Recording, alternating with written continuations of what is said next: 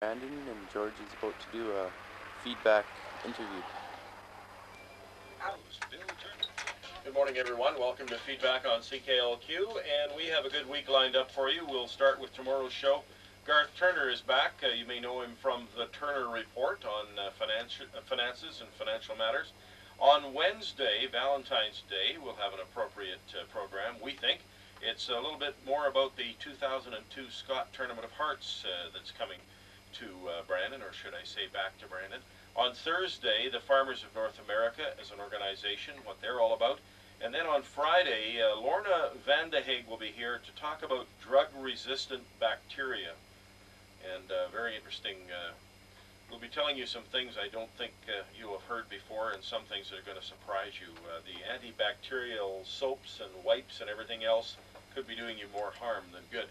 Today, we're going to talk with a fellow who's tromping across Canada to raise awareness of organ transplants and tissue transplants. We've had a program last week on this. This will be part 2, and we'll get on with it after our break. Back in a moment.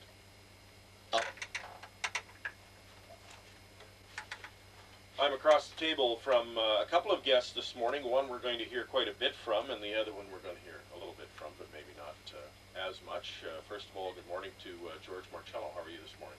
Good morning, Bill. I'm very fine, and good morning, Brandon. Yes, you've been here for a few days? Since Friday. Yeah. We haven't had a chance to rest yet. And the other person I mentioned is Branda Avis. Good morning to you. Good morning. You're assisting with this cross-Canada tour. Yep. And enjoying it so far, I understand? Oh yeah, having a great time. All right. We'll get back to you in a few minutes here, but George, tell us what you're doing and what you're trying to do in what you're doing. Well, I've undertaken a very big project. I'm walking across Canada to address the critical shortage of organ and tissue donations. Canada at this point ranks as one of the lowest in the whole civilized world, and I'm hoping, along with Branda and the rest of the road crew and all the people and volunteers, to change that. We want to raise the level of awareness and consciousness to the public from coast to coast, and also inspire and encourage all 3 levels of government to take a more active role. Now, you have a personal stake in this. We should let our listeners know. Yes, I do. 5 years ago, I was rushed to the hospital with liver failure, and at that point, I was told that I only had 2 days left to live.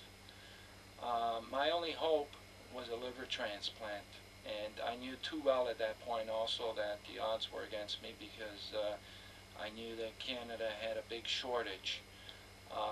3 years before that, I was diagnosed with liver failure, with terminal liver disease, and I was sort of preparing for that moment. So I pretty well counted my blessings and made my peace. Now, the next day, I was very fortunate to have received a call saying that there was an organ available, and the only way that happened was because somebody passed away, and the family was approached and made the very unselfish and courageous decision to think of others at a time of grief and shock.